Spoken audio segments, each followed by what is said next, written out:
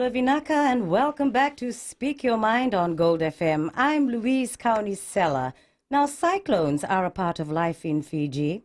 The season runs every year from November to April, with TC Mona being our latest. Today, we have from the National Disaster Management Office, the Acting Senior Administration Officer, and this is Humanitarian Coordination and Aid, Mesake Mataitoga. Welcome. Bula Vinaka.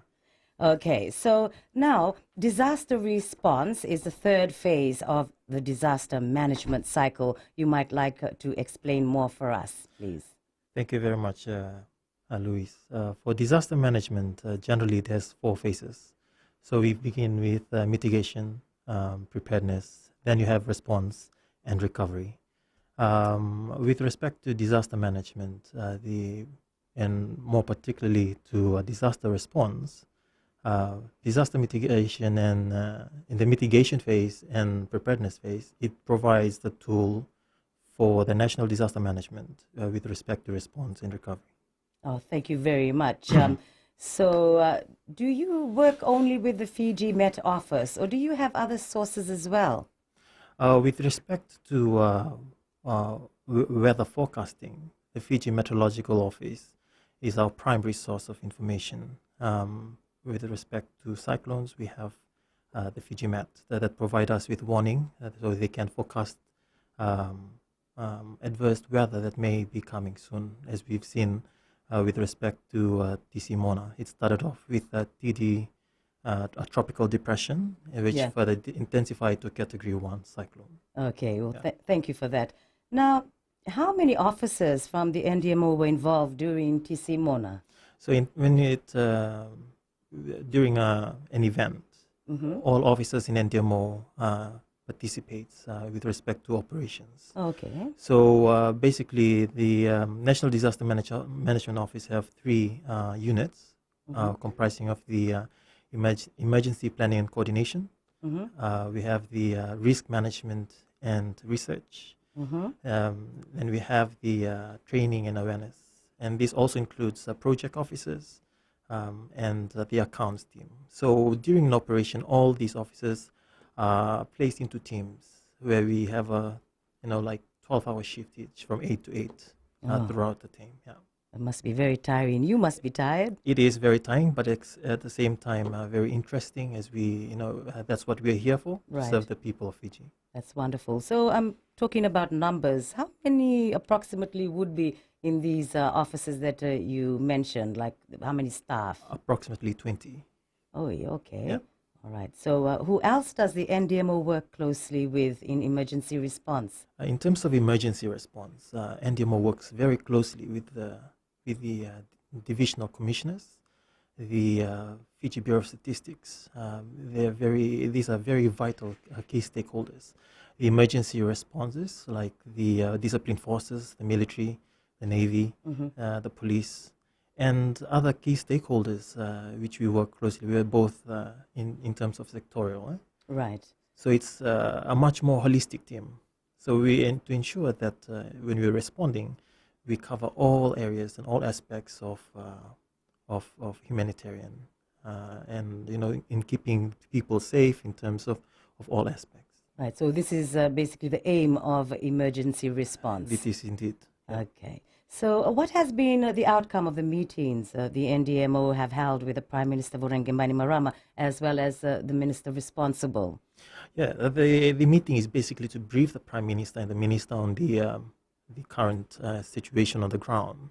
So this is to ensure that we align our services to the policies of government, and to ensure that all actions taken, we are held accountable.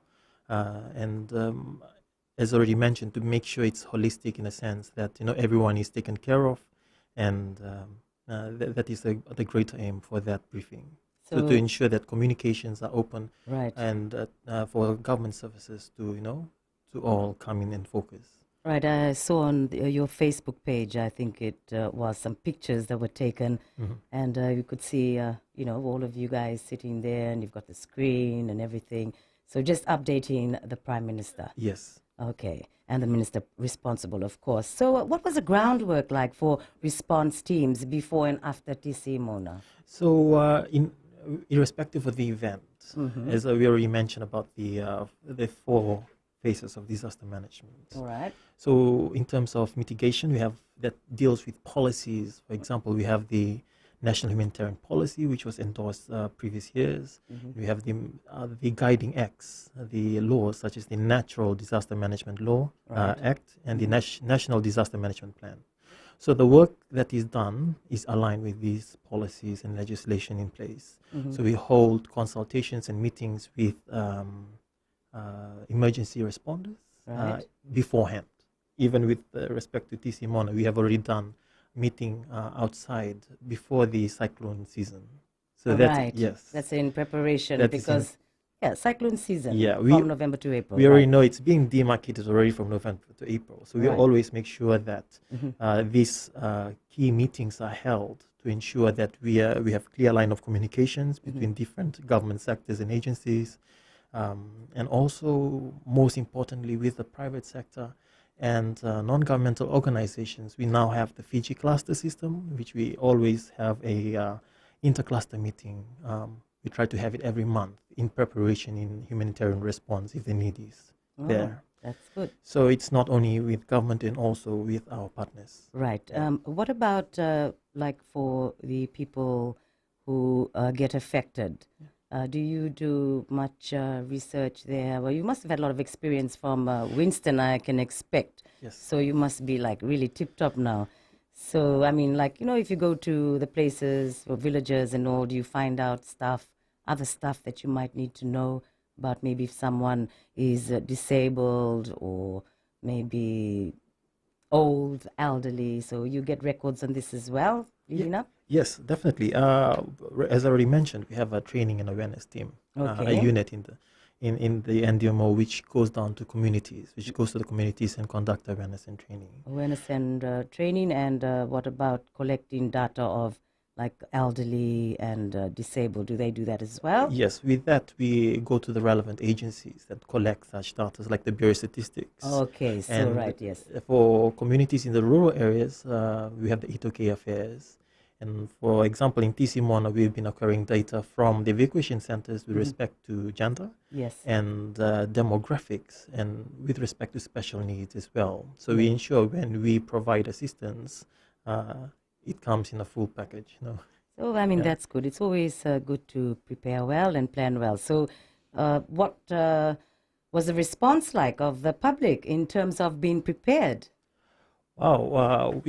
First, I myself personally was surprised because I think they were well prepared with respect to TC Mona. They start moving into evacuation centers even before the cyclone, has come near Fiji. Right. This shows the level of awareness that the general public has been. Yes. And we believe this is a good indicator for NDMO that if you probably aware of the National Disaster Awareness Week, which was conducted in November 31st. Right, I remember, yes. Yes, which was concurrent with the tsunami warning, right? So this is done to provide awareness to the community, to tell them, to make them aware of the risks that are involved.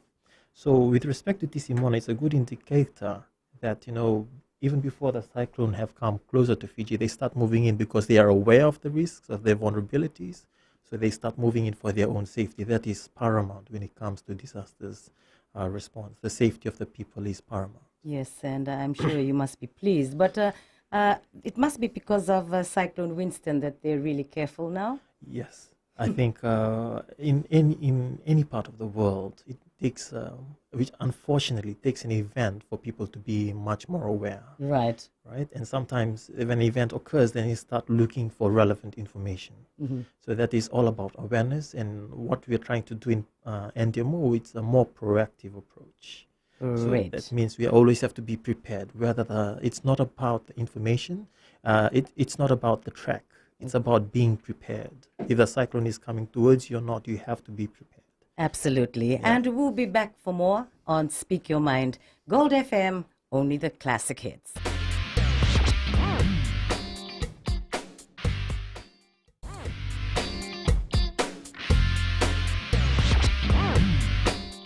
Welcome back to Speak Your Mind on Gold FM, only the classic hits. It is great to have your company, and it is our first episode of 2019. And yes, if you're listening in right now and you have something that you'd like to share, an opinion, or if you might like to ask a question, you're most welcome to call 3220-906 or 77-32906 if you have a Digicel phone. So it's really good that we heard from Mr. Mataitoga that the people of Fiji are doing great when it comes to preparedness. That's wonderful news. But Mr. Mataitoga, what are some of the challenges in rural emergency management? Thank you for that question. In rural emergency management, sorry? Yeah, emergency management, yeah. Mostly it deals with communications. This, given our geographic, isolations because of our maritime islands. Okay. So basically, that is a major challenge for us and our response when accessibility, in terms of accessibility. However, given that we are working very closely with the divisional commissioners, the bureaus of statistics, and emergency responders, these challenges most of the time are minimized because of these. We work together very well, and our lines of communications are, in terms of understanding each other's roles and responsibilities with accordance to the 1998 Act and the 1995 Plan. So yes, that's why we, as already mentioned, about the two phases before an emergency response. We always have mitigation and preparedness. So we use these two phases to ensure that the challenges that I mentioned are minimized. Yes. Okay, that's great. Now, as of today, how many people are still in evacuation centers? Well, I'll report from reports we received last night. Oh, okay. No worries. So as of yesterday, we have 537 evacuees with 15 evacuation centers. However, we're still having reports coming in from the divisional commissioners with respect to the evacuation centers, and it is believed will be today deactivated today. The evacuation centers. Yes. Okay, so these are the 15 that you're talking about, and the Yes. 537 people. Yes. So they will be all cleared out by today. Yes. Hopefully. Hopefully. Thank you. Now, how many schools were used altogether, or are still being used as evacuation centers? For those who are still in use, about 8 schools are still being used, and about probably 14 were used altogether.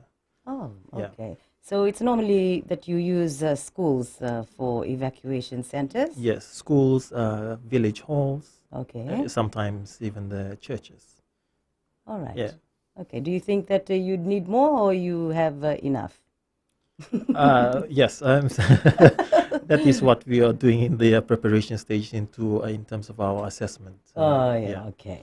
So you probably could do with a bit more. Yes. Okay. So are people good at giving their churches to you and their community halls? Are they, very happy to do so? Yeah, because these are members of community, so they have accessibility to these, infrastructures. Okay. Yeah. Great. So with respect to schools, yeah, definitely the Ministry of Education has been, very forthcoming in terms of receiving evacuees Exactly. during times like this. And I hope the evacuees are grateful for their help.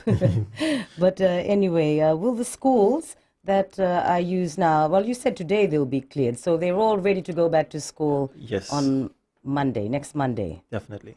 Okay, so who cleans up the schools used as evacuation centers? Because, if I was an evacuee, I would like to assist in, cleaning up the schools. So have you had the evacuees being helpful in cleaning up the schools? Exactly. The evacuees and the school management both take care of the restoration of the school in terms of cleaning up. And the Ministry of Education does their final checking to ensure that to sanitize and everything to make it safe for the kids going back to school. All right. Okay. So were there any reports of unruly behavior in the evacuation centers? No reports were received. I believe this is due to the great support that was provided by the Fiji Police Force Okay. who are manning the evacuation centers for 24 hours. Oh, that's great. Yeah. That was a good move. Yeah. Yeah. I mean, they will see the police, they'll think twice about doing something. Yes, so Bad. that is part of what we've been saying, that NDMO is going towards a proactive, and we work very, very closely to these dedicated teams of officers from throughout government That's to really good. provide these services. Yeah. So, like you said, they were present 24 hours. Wonderful. So, anyway, what kinds of assistance was given to evacuees in the evacuation centers? There were rations, food rations distributed, and also medical checkups were given. Wow. Yes, So, what, blood pressure, sugar, and all that? I believe is the normal vitals were taken Oh, to okay. ensure that normalcy is yeah. Okay. So, when you gave assistance, what kind of food was given?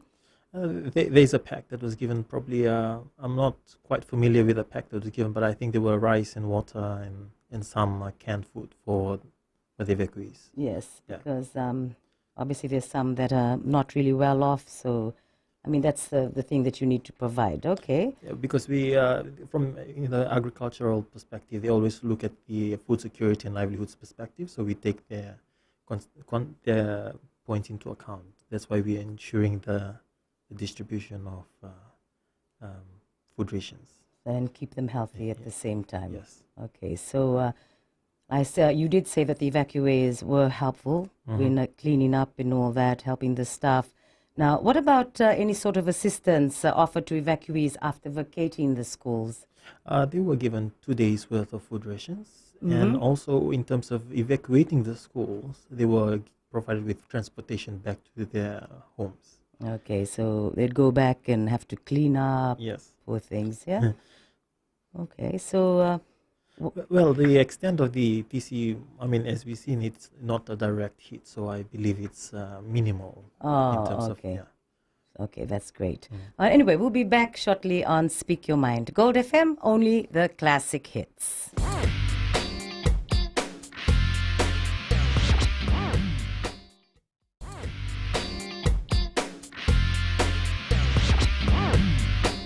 And we're back on Speak Your Mind. Gold FM, only the classic hits. Thank you for your good company. I hope you're enjoying this talkback show. It's live. So if you'd like to call 3220-906 or 7732-906.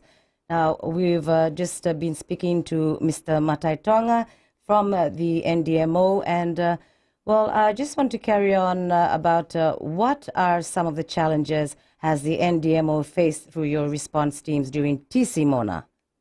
If there was any at all? There are always challenges in every operation, but as I already mentioned, it's through the efficient collaboration with the divisional commissioners, the emergency responders. They provide us excellent communication lines, and which will enable us to play our role as a coordinating arm for disaster management in Fiji. Okay, so whose responsibility is it to address the needs of evacuees? As mentioned, that the NDMO is a coordinating arm for disaster management. So when it comes to the needs of the evacuees, also I already mentioned about, we're collecting data on gender and demographics. These different sectorials, for example, in health, if there's a health issue, then the Ministry of Health takes the lead role with those evacuees. So in terms of food security, agriculture, in terms of assessment. So so it's a multi-sectorial approach. Yes, everything is being taken care of. Okay, so what about, okay, now I believe that you had some training last year before the cyclone season. And I believe it was in preparation of the cyclone season, and the NDMO team had Emergency Operations Center training with workers and volunteers. So how has this training done for the NDMO? Has it improved coordination works with the response team compared to the last or the past time? I believe so. So in every training, it builds capacity for all government officers and for private sectors as well, For us in NDMO, it refreshes us on our roles and our responsibilities. It provides, when you appreciate something, you tend to work it with your heart. So, it improves in terms of communication, in terms of our, collaboration with other key stakeholders, and to ensure that the services that we provide are efficient and done in a timely manner. Yeah, so I suppose, who did the training? I believe it's the South Pacific SPC. Yeah. Oh, okay. Yeah. So how many people attended the training? I suppose they will carry out the training that they had and, pass on the knowledge to everyone else. Definitely. That's always the case. For example, I believe the divisional officers were present in the training. So when they go back to their respective divisions, they always present on what they learned. So because at the end of the day, it's part of our, in terms of accountability of what you learned, that in terms of information sharing. Yes, it's always good to do that, and everyone will know. Yeah. Now, I believe we're supposed to be looking at a low pressure system now. What can you say about this? For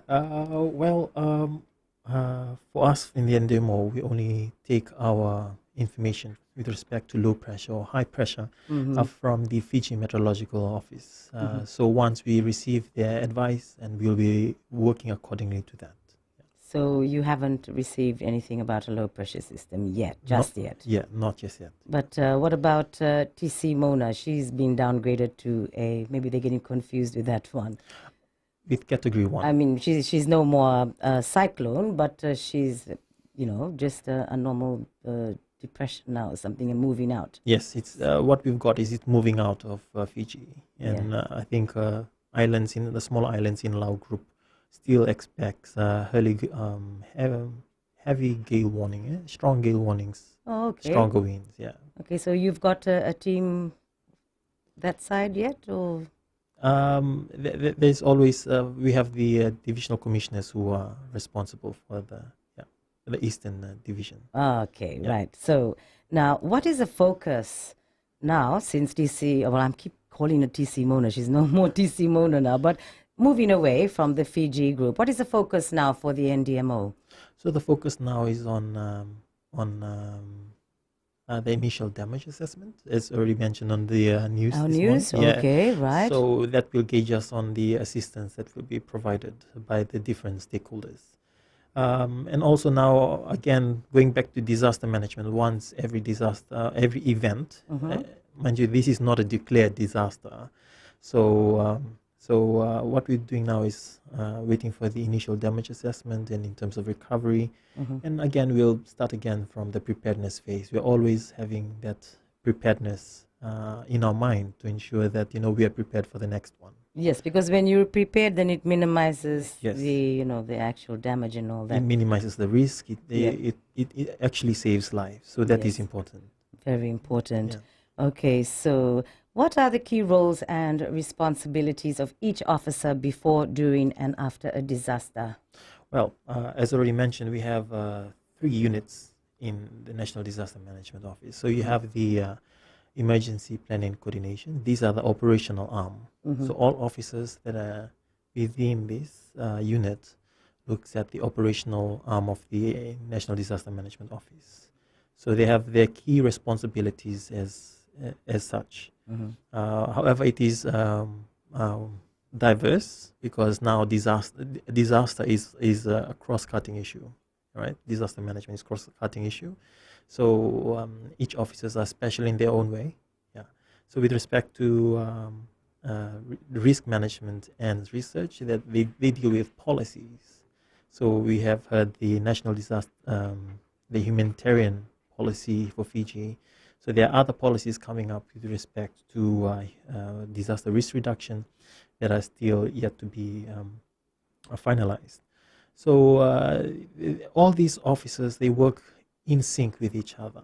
Their duties are very much in sync with each other to ensure that all aspects of disaster management are covered. But during a disaster, all the work will be focused on operations, irrespective if you're a policy, or if an operation or accounts. So all our duty focus on operations because we have to be going on a shift basis. Okay. Yeah. So, and after that, we go back to our our individual roles and responsibilities. Right. Yeah. Okay. So, like, I mean, we've been having cyclones like for a very long time, even before I was born. And maybe just looking back 10 or 20 years, what would you say how the National Disaster Management Office has they really improved since then? Definitely. If we go back in 1960, we only have a manual, the Okay. precautionary emergency manual. So that is So, basically disaster management in Fiji then. ooh. So, and then it has evolved over the times, given the disasters that have been occurring. Mhm. There's other factors that plays into when we become independent from Great Britain. So we become, we have to be the ones who taking the lead role in managing disasters in Fiji. Then we have the 1995 National Disaster Management Plan, then 1998 Natural Disaster Management Act. So it gets upgraded all the time. Yeah, and now we're currently on the stages of reviewing both the act and the plan, where we are having consultations and workshops with respect to the review of the act and the plan. And not only that, we are aligning ourselves with the global frameworks that we have, like the Sendai framework for disaster risk reduction. Right. We have also the Sustainable Development Goals, the 17 Sustainable Development Goals. One of the goals specifically mentions sustainable cities and communities. So that's what NDMO is looking into. But all goals are very much related to each other. So we are aligning ourselves with respect to the humanitarian national policy and also other policies that are still on draft. Yeah. Right. Okay. So it has evolved, it's gaining strength, you're gaining capabilities as well. So this is we still getting there. We are building up capacity for our officers to ensure that, we continue to improve and evolve over the times. That is very encouraging to know. And we'll be back again on Speak Your Mind Gold FM, only the classic hits.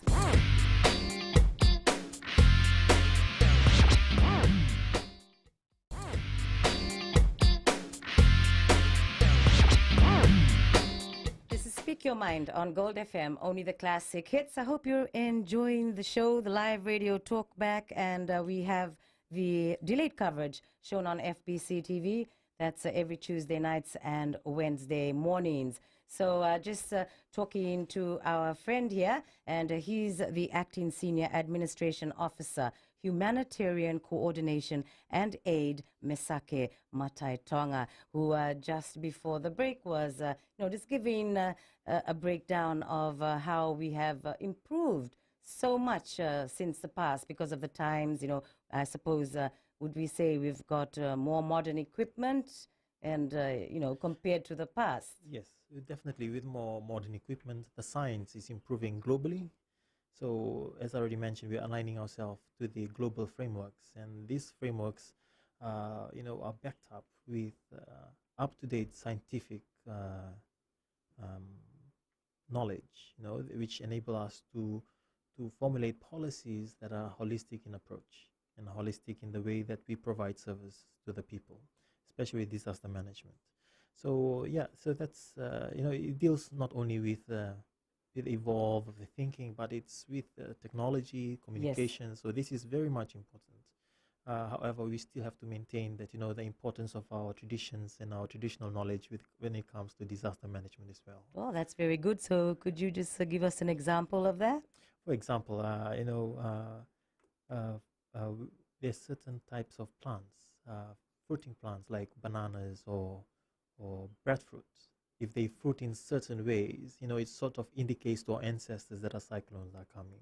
That's amazing. I mean, because I mean, if technology broke down overnight, then what would happen? Yes, so it's always important to have all this knowledge with us, Keep the knowledge. Keep it the knowledge. Wow. With respect to tsunamis, or for example, before TC Mona, I was observing in my house that the ants were coming in, and I was wondering, it's hot, but ants supposed to be going down deep in the soil, but they're coming in. Right. So it's a sign for wet weather to come. So it was really wet for a couple of days. So these are signs that nature is providing us. Right. Yeah. I think that's really good. But the banana one I find very interesting. And what was the other plant you talked about? The uto. Uto, yeah. So when they, fruit, what was it Yeah, again? there's a certain way of how they fruit. Yeah, it's the Oh, fruiting. wow. That's quite amazing. And there's another one when, like mangoes, when they have lots of flowers, like just so many. That's supposed to be another sign as well. Yeah. So there's a lot of science out there. We should maintain such knowledge. It's important also not to disregard our traditional knowledge, because this is the basics. Yeah. Yeah. Okay, that's a good one. See, and just another thing. I'm trying to be a bit funny here, but there's one where the old people say when you have aches and pains and they can feel. They'll tell you like a week before. Oh, there's going to be really heavy rain coming. Yeah, my mom does that. Your mom does that? So I actually have that as well. And my family, they tell me, oh, you should go to the Fiji Met office. Yeah. Yes, but yes, very interesting indeed. And the signs and, despite everything else. But can you tell us about that unit that you guys got? It is a mobile emergency unit. It was donated from somewhere. I saw it on your Facebook page as well. So the Mobile Emergency Unit Center is, as its name suggests, is mobile. So Right. so it is a unit that can be set up on site if required. Okay. If in terms of communication wise, so it's equipped with telecommunications, first aid, and all the essentials for disaster management. Okay. So it's basically a emergency operation center on the move. For example, if a plane crashes somewhere and we need information, we'll send the mobile EOC out to be set up there in order for communications with the headquarters in terms of briefings, in terms of response. This is indeed very important, and it is one of the direction that NDMO is taking part in proactively to ensure that information are not cut in such way. Yes, communication is vital, obviously, for especially at the NDMO. Yeah. Okay, so it's a mobile emergency operation unit. Okay, so when there's a time of disaster, and like Winston, you guys must have been really, overwhelmed, because I think people who didn't move out early enough, they were trying to get hold of you, but so I think they found it a bit difficult, or maybe for police. I think the lines were all jammed and all that. Yes. So I'm sure you must have had your meetings and probably discussed something to, Yes. In future. Yes. So from the Winston lesson learned, the points that were highlighted were taken into account, and that's why we have the preparedness phase Yes. and the mitigation phase, and it sort of strengthened us in how we deal with disasters such as Winston. Winston is an extreme event. The Absolutely extreme. second strongest cyclone in the world, and the first in the southern hemisphere. Even I can't believe that we survived it. We're so resilient, Yes. our people. We have that resilience, but we need to keep on improving it. Right. Please, for the general public, always take heed of warning. Right. So the information that is sent out, please always take heed. Yeah. They say better to be prepared than sorry. Yes, it's better to be prepared. And TC Mona, although it's not that strong, it's always still better to be prepared. There were many projections that were given, but we are pleased that the people still respond positively towards the warnings. They moved into the evacuation centers before TC Mona has reached, Well before time. well before time. So, that is the way that we should be. In every single warning. In every single warning. We should always take it serious. Don't have that, mindset where, oh, it'll probably blow away and don't do anything. Yes, we never know. Yeah. Things are changing. We have the adverse impacts of climate change, so things are becoming weird. Right. So it's always very important to take heed of the warnings that are given by NDMO and the National Fiji Met. Yes. Okay.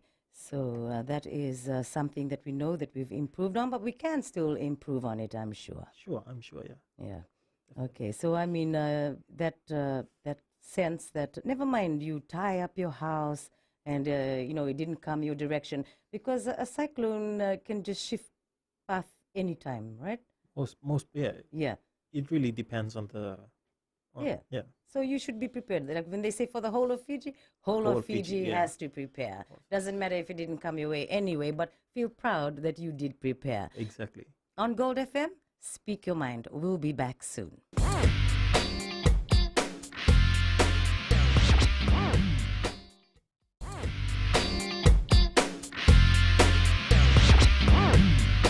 Speak Your Mind on Gold FM, only the classic hits. Welcome back. And our talkback show, it's live on radio. If you have a question, you can call 3220-906, or if you have a Digicel phone, 7732-906. And we have still with us the Acting Senior Administration Officer, Humanitarian Coordination and Aid, Mesake Mataitoga, who has been kind enough to come and talk to us.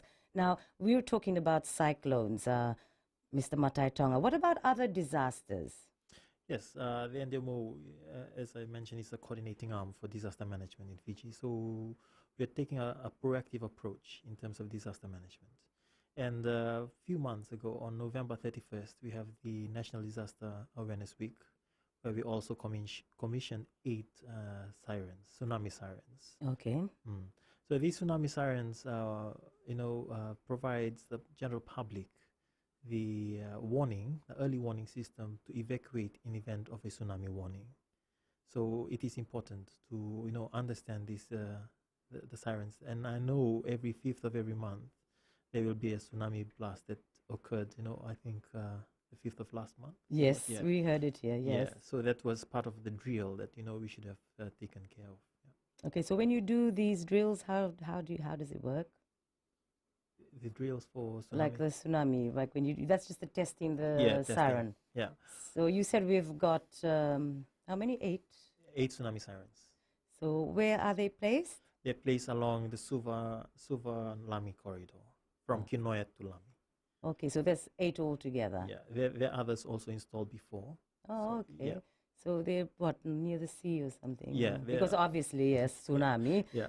Okay. So the last tsunami drill that was conducted during 31st November, we have several government agencies and non-governmental organizations such as the UN bodies here in Fiji. They tested out the evacuation plan that they have per office.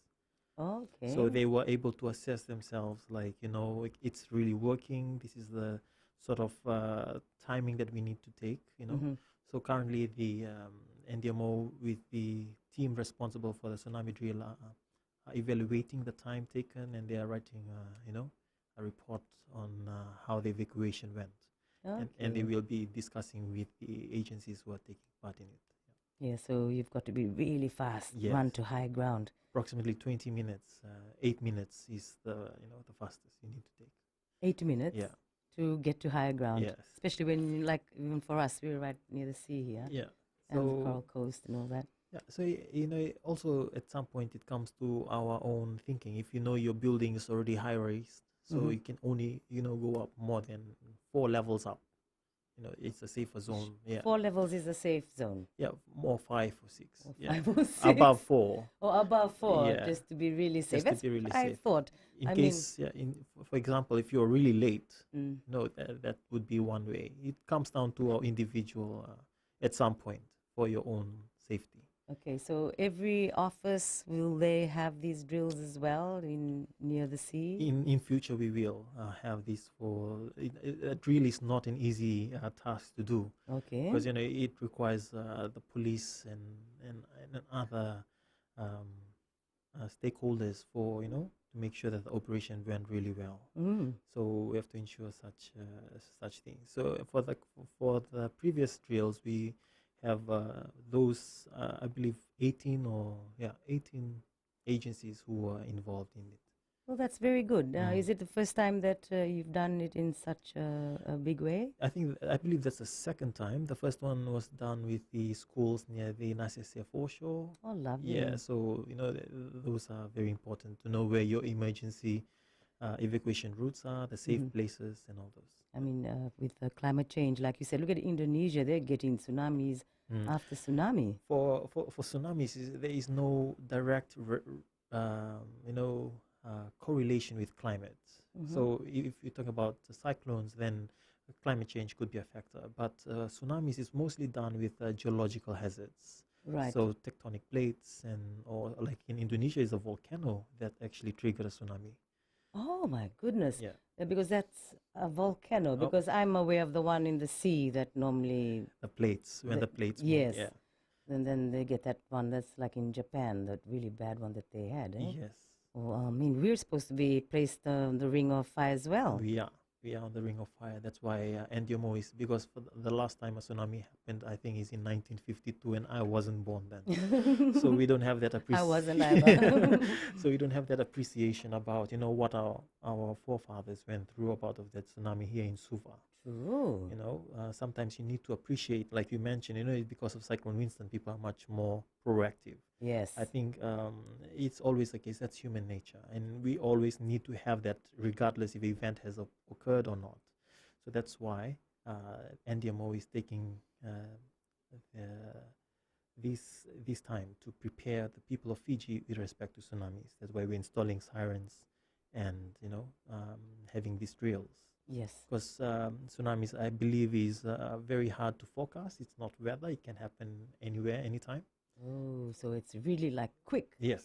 So the sirens will just go off. Siren will just go off. And then because you've got the 8 that you've said that you've placed in certain areas, but then obviously you will go to media to spur. What about other people? Like we don't have those sirens up. How will you get the message across to them? By media or? You're talking about like other places here in Fiji? Yeah, like people who are along the coastal areas. Like if a tsunami comes, they'll be directly affected. Yeah. So how will the message get to them? So from Lami to Kinoya, the coverage is quite good. Yes. So if a tsunami or a tsunami warning has been issued that will affect directly this part of Fiji, they will be warned by the tsunami siren. Yeah, it's scary because it happens, like you said, very fast. Very fast. So if for other places here in Fiji, NDMO is working very hard to have these installed there. But our normal communication routes are always, through the divisional commissioners, and they will be getting the messages out. Wonderful. Well, unfortunately, we've come to the end of our Talkback show.